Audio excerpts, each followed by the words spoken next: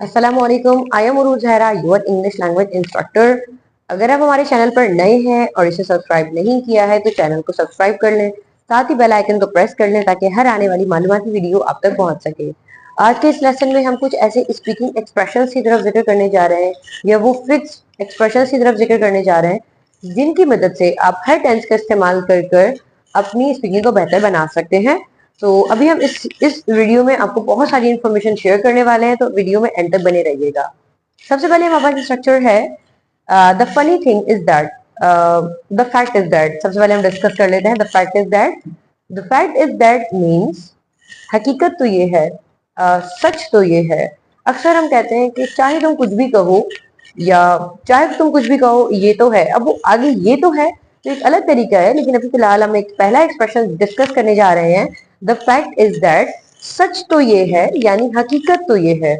Next इसी के जैसा ही है the funny thing is that, जो कि हमने थोड़ा सा भी गलती में पहले डिस्कस कर लिया था। So now the second speaking expression is the funny thing is that. Funny thing is that means मजाहिया बात ये है, या फिर अपने नॉर्मल रूटीन में हम ऐसे कहते हैं कि मजे की बात तो ये है। अब वो जो भी है, दैट लफ्ज दैट का मतलब आ रहा है कि, यहाँ पर दैट एज अ कनेक्टर इस्तेमाल हो रहा है कि आगे आने वाले जुमले के लिए एज अ बैक। लेकिन यहाँ पर अभी हम इन सीरीज को डिस्कस करने के बाद आपके साथ मजीद सेंटेंसेस बनाएंगे ताकि इन स्ट्रक्चर्स का इस्तेमाल आपको सही आ सके। The funny thing is that, मजाहिया बात तो ये है। फनी यानी द मजाहिया, अगर मैंने कहा मजे की बात तो ये है। The next structure is the surprising thing is that. Surprising, हैरानकुन बात तो ये है, हैरानगी की बात ये है। अक्सर हम इसको यूं भी कह सकते हैं कि यार बहुत ही ज्यादा इंटरेस्टिंग बात तो ये है। The funny thing is that and the surprising thing is that, हैरानगी की बात ये है।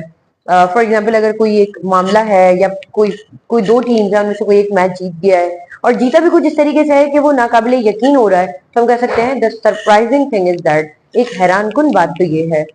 Next, it is obvious that. लफ्ज ऑब्वियस का मतलब होता है वाज़ेह, क्लियर। तो यहाँ पर हम कहते हैं ल्यूमिनस, जिसे हम ल्यूमिनस भी कहते हैं। इट इज ऑब्वियस दैट, ये तो वाजे है। वैसे it is obvious that and the fact is that almost दोनों एक जैसे ही इस्तेमाल होते हैं और इनमें आपस में कोई खास फर्क नहीं आता है। मैं चाहे इट इज ऑब्वियस दैट कहूँ या द फैक्ट इज दैट कहूँ, ऑलमोस्ट बात सिमिलर है। यहाँ पर हमने कुछ फॉर्मेट भी डिस्कस किया है, यानी फ्रेजेस। फ्रेजेस को मैंने यहाँ पर इन स्पीकिंग एक्सप्रेशन को मैंने फ्रेजेस का जिक्र किया है। एंड यहाँ सेंटेंस का मतलब है जो भी हम बनाएंगे मुख्तलिफ सेंटेंसेस। तो अभी हमने जैसे कि स्ट्रक्चर्स पढ़े हुए हैं, यानी हमने स्ट्रक्चर्स जो टेंसेस के पढ़े हुए हैं वो हमने प्रेजेंट सिंपल डिस्कस किया है, प्रेजेंट प्रोग्रेसिव किया है, प्रेजेंट परफेक्ट कॉन्टिन्यूअस को डिस्कस किया है और आपको वो वीडियो समझ भी आई है। अब इसके साथ हमने कुछ स्ट्रक्चर्स भी पढ़े थे, जैसे कि feel like, keep on and so on. तो हम उनको यहाँ इन सेंटेंसेस में लेकर आ सकते हैं, because in order to make the connectivity in terms of speaking. Speaking के लिए तो मुख्तलिफ सेंटेंसेस चाहिए ना रवानगी से, तो उन रवानगी के जुमलों को हम यहाँ पर इन सेंटेंसेस में मोल्ड करके देखते हैं। अब हम मजीद अपनी वीडियो को आगे लेके चलते हैं और हमने अब तक जो भी स्ट्रक्चर्स पढ़े हैं या जिन भी टेंसेस का इस्तेमाल किया है इनको इन फिक्स एक्सप्रेशंस के साथ रखकर देखते हैं ताकि आपका रिवीजन भी हो जाए और अगर आपको कोई कंफ्यूजन है तो आप मुझसे पूछ लें। अब हम जरा देखते हैं the fact is that, already हम डिस्कस कर चुके हैं। The fact is that means सच तो ये है, हकीकत तो ये है। तो जब भी आपने ऐसा जुमला बनाना है कि सच तो ये है, तो यहाँ पर द फैक्ट इज दैट, और ऑलरेडी हम इस बात को जिक्र कर चुके थे कि the fact is that, that यहाँ पर ऐसा कनेक्टर आया है तो आगे आप अकॉर्डिंग टू द टेंसेस कोई भी सेंटेंस बना सकते हैं। सो यू क्राई हमें देखते ही समझ आ जाना चाहिए। यहाँ पर यू क्राई का जो सेंस है, यू क्राई सब्जेक्ट के बाद डायरेक्टली वर्ब आ रहा है, इट मीन्स तुम रोते हो। The fact is that you cry, सच तो यह है कि तुम रोते हो। अब इस जुमले को तो हम फिक्स रखते हैं, द फैक्ट इज दैट ये अपनी जगह फिक्स रखते हैं, लेकिन अगर नेक्स्ट सेंटेंस को हम कॉन्टिन्यूस में लेकर आ रहे हैं तो क्या होगा? The fact is that you are crying, सच तो यह है कि तुम रो रहे हो। अब रो रहे हो, रोते हो से तुम कहाँ आ गए? रो रहे हो। The fact is that you are crying. And third one, the fact is that you have been crying. Have been crying का मतलब क्या आ रहा है कि कुछ देर से, और ऑलरेडी हमने इसको प्रेजेंट परफेक्ट प्रोग्रेसिव में डिस्कस किया था कि जब भी हम इज एम आर की जगह have been and has been को लेकर आते हैं, इट मीन्स वो काम तो जारी है लेकिन कुछ टाइम से जारी है। The fact is that you have been crying. आगे आ जाते हैं। The funny thing is that, the funny thing is that she keeps on facing failures. यहाँ पर फेलियर्स नाकामी के सेंस में भी आया है और फेसिंग फेलियर्स को हम मुश्किलात के सेंस में भी कहते हैं। अब हमें तो नहीं पता कि इससे प्रीवियस कॉन्टेक्स्ट क्या है, हो सकता है किसी एक खास फनी वे में बात हो रही हो। तो यहाँ पर एक सेंटेंस हमने इसको फर्जी तौर पे बनाया है, the funny thing is that she keeps on facing failure, कि यार मजाहिया बात तो ये है कि वो लड़की फेसिंग द फेलियर्स यानी मुश्किलात का सामना करती रहती है।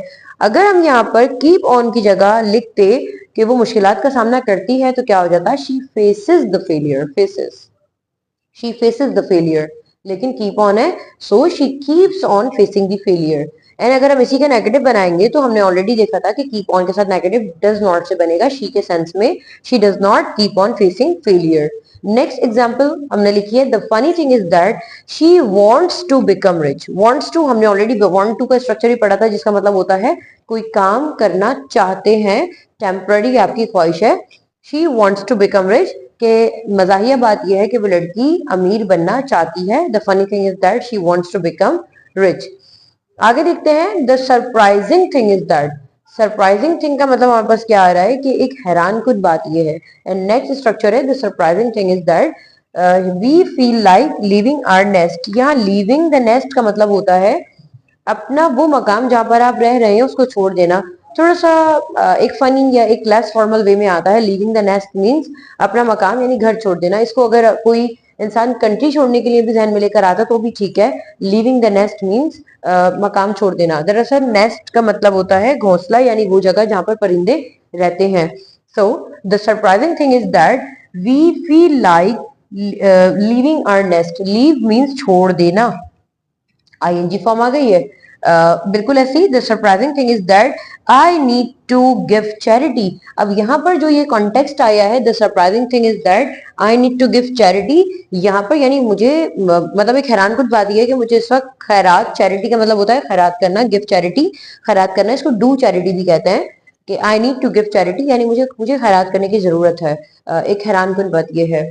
एंड यहाँ पर अगर आप नीड टू की जगह यहाँ पर like to and love to भी लेकर आ जाते हैं तो it mean same. Like to पसंद है एंड लव टू थोड़ा ज्यादा पसंद है। तो मैंने यहाँ पर एक आपको एक पाथ प्रोवाइड किया है, इसमें आप ऑल्ट्रेशन करके डिफरेंट वोकेबलरी लगाकर एक नया स्ट्रक्चर डेवलप कर सकते हैं और नए सेंटेंसेस आप बना सकते हैं।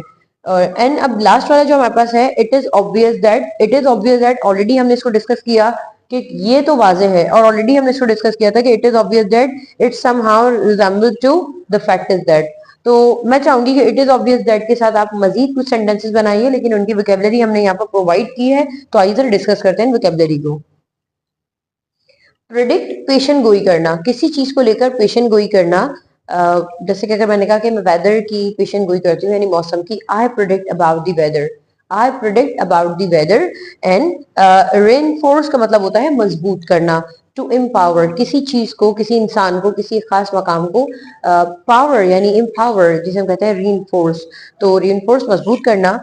एनालाइज, तज्जिया करना, किसी चीज का तज्जिया करना एनालाइज कहलाता है। असेंबल, असेंबल जिसे हम कहते हैं, इसे एग्जाम्पल भी पढ़ते हैं। असेंबल मीन्स जमा करना। जैसे कि ऑटोमोबाइल इंडस्ट्री है हमारे पास, उसके पार्ट्स यहाँ पर असेंबल होता है, हम यहाँ पर उसको मैन्युफैक्चर कम ही करते हैं। So it is obvious that the car parts are being manufactured और बीइंग असेंबल्ड। लेकिन थोड़ा बीइंग वाला सेंस थोड़ा पैसिव में चला जाएगा, तो आप अपने तौर पे कर लिएगा, I need to assemble the parts of my toy, I need to assemble the parts of my toy. And collaborate means ताउन करना, I need to collaborate with you, it is obvious that I want to collaborate with you, it is obvious that I like to collaborate with you। तो कोई भी हम structure यहाँ से लगाएंगे and then in structures में लेकर हम नए सेंटेंसेस बना सकते हैं। एंड हमारे पास बिल्कुल ऐसी रिमेनिंग वोकेबलरी मौजूद है। evaluate means जांचना, किसी चीज के बारे में जांचना, evaluate। आइडेंटिफाई शनाख्त करना, एंड इंस्पेक्ट मीन्स मुआयना करना।